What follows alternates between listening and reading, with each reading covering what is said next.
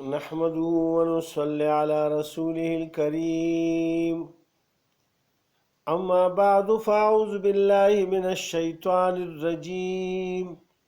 بسم الله الرحمن الرحيم وآتوا النساء صدقاتهن نحلة فإن تبن لكم عن شيء منه نفسا فكلوه هنيئا مريئا ولا تؤتوا السفهاء أموالكم التي جعل الله لكم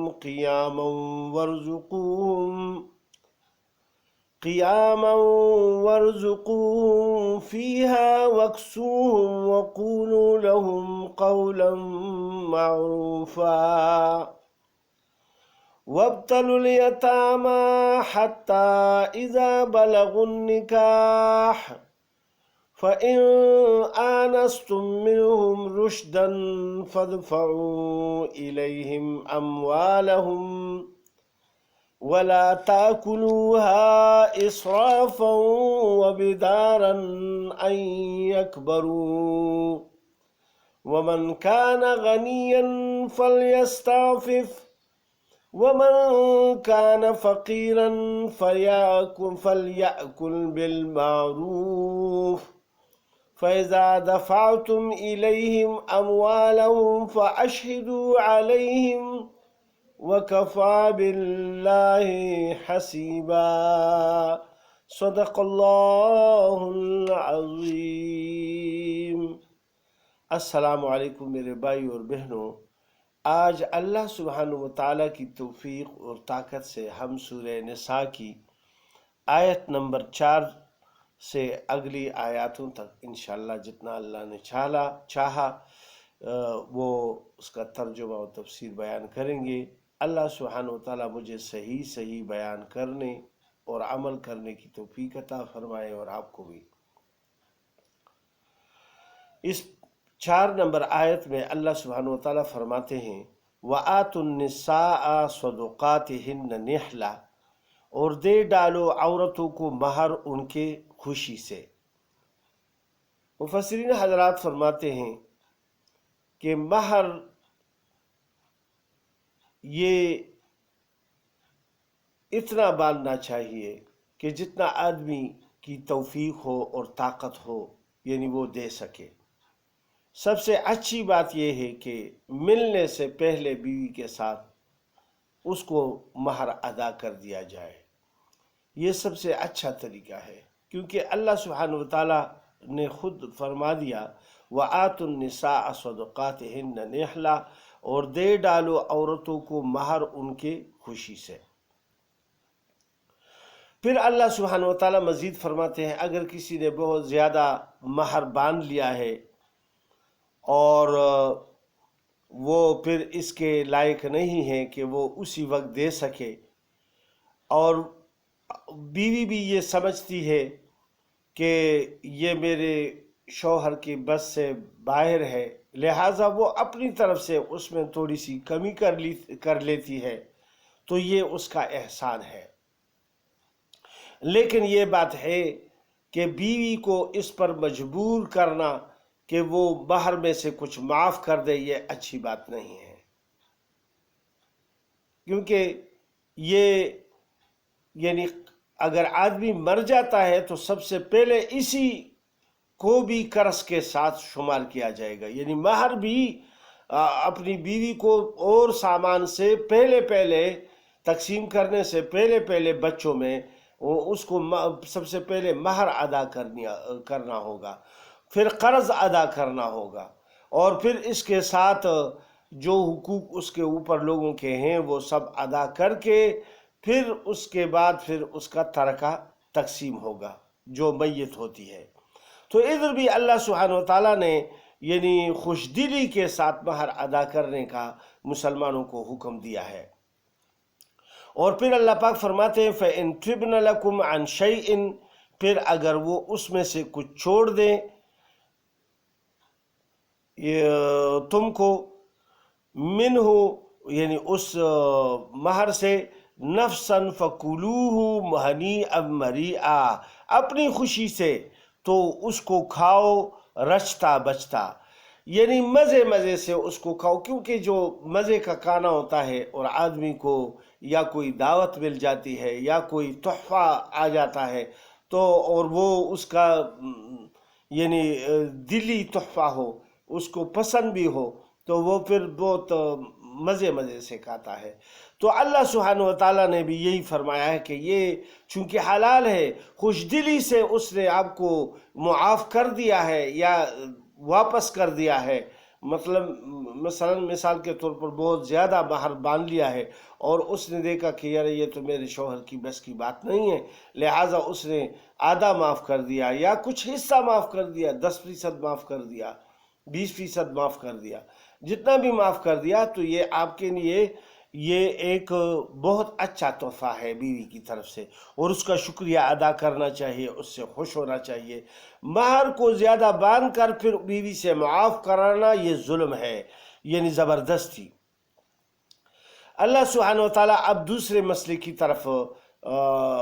یعنی پھر راغب ہوتے ہیں، کیونکہ اس میں زیادہ تر مسائل جو ہے وہ ابتدا سے نکاح کے ساتھ ساتھ جو یتیم لڑکیاں ہیں اور یا لڑکے ہیں ان کے مال کا بھی ساتھ اور ان کے حقوق کا بھی اللہ سبحانہ و تعالیٰ ذکر فرما رہے ہیں سورہ نساء میں، یعنی ابتدا کے ساتھ۔ تو اب چونکہ مہر میں یہ بھی بات ہوتی ہے کہ پہلے بیان ہو چکا ہے کہ جو یتیم لڑکیاں ہوتی ہیں تو اس کا تو اور کوئی ولی وارث ہوتا نہیں ہے، یہ یا چچا ہوتا ہے یا کوئی بڑا بھائی ہوتا ہے جو اس کا ذمہ دار ہوتا ہے، لہٰذا جو چچا ہوتا ہے اس کے اگر بیٹے ہیں وہ اس کے لیے اپنی ان بھتیجیوں کو کر لیتا ہے، یا اگر ماما ہے یعنی اس کے ساتھ ہے وہ لڑکیاں اور اس کے بیٹے ہیں اس کے لیے وہ نکاح کروانا چاہتا ہے، تو وہ اور لوگوں کے بجائے یعنی اور لوگوں کو اگر وہ دے دیتا اس لڑکی کو تو زیادہ مہر باندھتا، مثال کے طور پر اس کے لیے 1,00,000 روپے مہر باندھتا اور اپنے بیٹے کے لیے اب 10,000 میں وہ کر رہا ہے، یعنی باندھ رہا ہے، تو یہ زیادتی ہے۔ لہٰذا مناسب جو مہر ہے اس کو باندھ کر تاکہ اس کو بھی نقصان نہ ہو اور اپنا بھی نقصان نہ ہو، لہٰذا درمیانہ روی کے ساتھ یعنی اس کو کر دے۔ تو اگر اس طرح کرے تو پھر فبہا، یہ ٹھیک ہے کہ اپنے بیٹے سے اس کی شادی کرے۔ اگر اس طرح نہیں کر سکتے ہیں تو یہ اس کے حقوق کے مارنے کی بات ہے، لہٰذا اس کو باہر پھر شادی کروا دے۔ لہٰذا اسی لیے اللہ سبحانہ و تعالیٰ نے یہی فرما دیا۔ اب اس آیت نمبر 5 میں اللہ سبحانہ و تعالیٰ فرماتے ہیں وَلَا تُؤْتُوا السُّفَهَاءَ أَمْوَالَكُمُ الَّتِي جَعَلَ اللَّهُ لَكُمْ، اور مت پکڑا دو بے عقلوں کو اپنے وہ مال جن کو بنایا ہے اللہ سبحانہ و تعالیٰ نے، جعل اللہ لکم قیاماً، تمہارے گزران کا سبب، وَارْزُقُوهُمْ فِيهَا وَاكْسُوهُمْ، اور ان کو اس میں سے کھلاتے اور پہناتے رہو، وَقُولُوا لَهُمْ قَوْلًا مَعْرُوفًا، اور کہو ان سے بات معقول۔ اس میں وہ مال جو اس کے باپ سے ترکہ میں رہ گیا ہے اور وہ اپنے چچا کے یا ماما کے یا جو اس کا ولی ہے اور اس کے قبضے میں ہیں، چونکہ یہ چھوٹے بچے ہیں ان کو سارا مال تو دے نہیں سکتے، لہٰذا ان کو صرف یعنی خرچے کے لیے جو ان پر خرچہ اٹھتا ہے ماہانہ یا ان کے کپڑے وغیرہ جو لینے ہوتے ہیں تو وہ پیسے صرف ان کو دینے چاہیے اور وہ حساب کر کے لکھنا چاہیے، اور جو مال اس کو مل رہا ہے وہ بھی گواہوں کی موجودگی میں اس کو نوٹ کر کے دے دیا جائے تاکہ کل کوئی مسئلہ نہ بنے، اس کے لیے بھی مسئلہ نہ بنے اور یتیموں کے لیے بھی مسئلہ نہ بنے، دونوں کے حقوق کا خیال ہوتا ہے۔ بعض اوقات یہ ہوتا ہے کہ بعض لوگ تو یعنی اگر اس کا ترکہ کم رہ گیا ہے اور کم تھا اور اس کے بھائی کو ہینڈ اوور کر دیا گیا ہے، لیکن دوسرے لوگ پھر کہتے ہیں کہ نہیں اس کو تو وہ یہ چیزیں بھی مل گئی تھی، تو اس کے لیے یہ اچھا نہیں ہوگا، اس کے لیے خامخواہ جھگڑا بن جائے گا۔ اور بعض اوقات یہ ہوتا ہے کہ جو ولی ہوتا ہے وہ ظالم ہوتا ہے، وہ یعنی یتیموں کے مال پر قبضہ کرنا چاہتا ہے، تو وہ لکھتا نہیں، ایسے مبہم چھوڑ دیتا ہے، تو بعد میں کہتا ہے کہ یار اس کا کیا رہ گیا تھا، اس کا تو یہ تھوڑا سا یہ سامان رہ گیا تھا، وہ تو خرچ ہو گیا، اب میرے پاس کیا ہے ان کا۔ تو یہ ایسی بات نہیں ہے، جو کچھ بھی ہے وہ لکھ کر گواہ بنا دے کہ یہ میرا ان کے ساتھ ان کا مال ہے، اور پھر جو ان کے اوپر خرچ ہوتا ہے وہ باقاعدہ لکھتا رہے۔ اور اس کا اگر نقد مال ہے اور آپ کا کوئی کاروبار وغیرہ ہے تو اس کو اس میں لگا دے، تاکہ یہ مال یعنی کھانے پینے میں ہی بڑے ہوتے ہوتے ہی تمام نہ ہو جائے، ختم نہ ہو جائے۔ اسی لیے فرماتے ہیں کہ اس کو تجارت میں استعمال کرے جس طرح اپنا مال استعمال کرتے ہو، اور اپنا مال سمجھ کر اس کو استعمال کرو اور اس کی حفاظت کرو، تاکہ اس میں بھی بڑھوتری آئے، اور جو اس کا خرچہ وغیرہ ہوتا ہے ماہانہ کپڑوں کا اور کھانے پینے کا، وہ اس میں سے نکلے۔ اللہ سبحانہ وتعالیٰ فرماتے ہیں کہ ان کے ساتھ یعنی اچھی بات کیا کرے، کھانا پینا بھی کروایا کرے، اور ان کے ساتھ غیظ و غضب میں باتیں نہ کریں۔ اگر کوئی بچے ہیں کوئی بات کہہ دے، جس طرح اپنے بچے بعض اوقات کسی کو غصہ دلاتے ہیں تو ایسی بات کہہ لیتے ہیں، تو اگر وہ بھی کہہ دے تو ان کے ساتھ اچھا یعنی برتاؤ کرے، اور کہو ان سے بات معقول، یعنی معقول اس کے مطابق، یعنی زیادتی نہ کرو کہ اس کو ٹھونسو ہر وقت ہر بات پر، اور ان کو غصہ ہو اور بس خامخواہ ان کو تنگ کرو، اس طرح نہیں کرنا چاہیے۔ اور رزق میں جس طرح اپنے اولاد کے ساتھ کرتے ہو، اور کھانے پینے اور پہننے میں سب میں اپنے بچوں کی طرح ان کو رکھو۔ اب اللہ سبحانہ وتعالیٰ نے یہ دوسرا حکم 6 نمبر آیت میں فرماتے ہیں، وَابْتَلُوا الْيَتَامَ حَتَّى إِذَا بَلَغُوا النِّكَاحَ، اور سداتے رہو یتیموں کو جب تک پہنچے نکاح کی عمر کو۔ نکاح کی عمر آ گئی، مثال کے طور پر اس نے جتنی تعلیم حاصل کرنی تھی وہ کر لی، زیادہ تعلیم وہ حاصل کر نہیں سکتا، دماغ اس کا اتنا تیز نہیں ہے یا دل اس کا لگتا نہیں ہے، لہذا اس کو کاروبار میں لگاؤ، اپنے ساتھ اس کو ٹرین کرو، یعنی سدھارنے کا مطلب یہی ہے کہ اس کو جو زندگی ہے اس کا ہنر سکھاؤ کہ کس طرح وہ اپنے پیسے کمائے گا، کس طرح زندگی بسر کرے گا، جس طرح آدمی اپنے بالغ بچوں کو یعنی کرتا ہے۔ اللہ سبحانہ وتعالیٰ نے اس لیے اس میں یہ فرمایا کہ جب یہ نکاح تک پہنچ جائے، یعنی نکاح کرنے کا قابل ہو جائے، بالغ ہو جائے، جب بالغ ہو گیا تو نکاح کے قابل ہو گیا۔ اب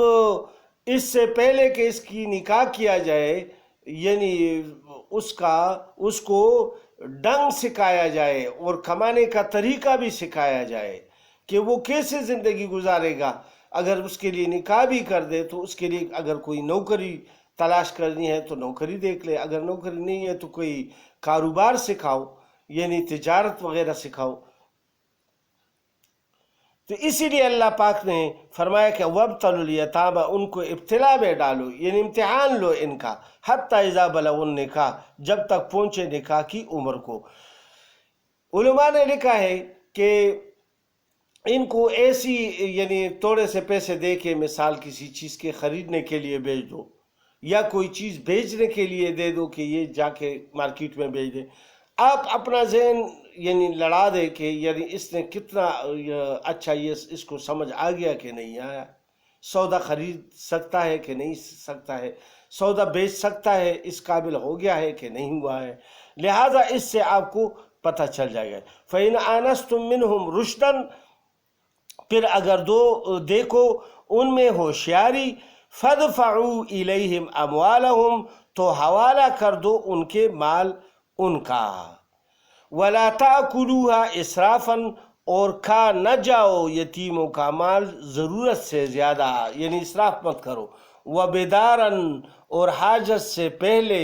ان یکبروا کہ یہ بڑے نہ ہو جائے اور پھر ہم سے اپنا مال سارا لے لیں گے، لہٰذا پہلے ہی اس کو ختم کر دے۔ اس ڈر سے کہ یہ بڑے ہو جائیں گے، ان کو اس کا مال دینا ہوگا، لہٰذا پہلے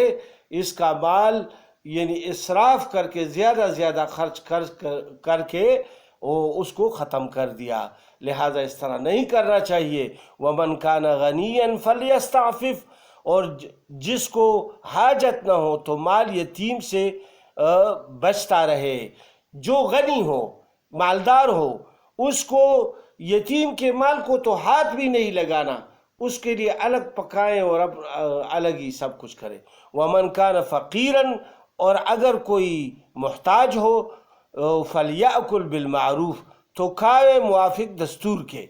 جو فقیر ہے اور اس کی خدمت بھی کرتا ہے، اس میں لگا بھی ہے اور وقت بھی اس کو دیتا ہے، جو اس کے مناسب وہ تھوڑا سا اس میں لے تاکہ اپنا بھی کام چلتا رہے اور بچوں کا بھی کام چلتا رہے، یعنی انہی کے لیے جو پکایا جائے اور کچھ اپنا بھی شامل کر کے جتنا بھی کما لیا، تھوڑے کما لیا، زیادہ کما لیے، وہ شامل کر کے ان کے ساتھ اکٹھا پکا لے اور اکٹھا ہی کھا لے۔ تو اگر اس کی طرف سے کچھ تھوڑے سے زیادتی ہوئی تو وہ بھی خیر ہے، یعنی کوئی ایسی بات نہیں ہے، کیونکہ آپ نے قصداً نہیں کیا اور آپ غریب بھی ہیں، آپ کے اوپر بھی صدقہ ہوتا ہے، آپ کے پاس اتنے ہی پیسے تھے کہ جتنے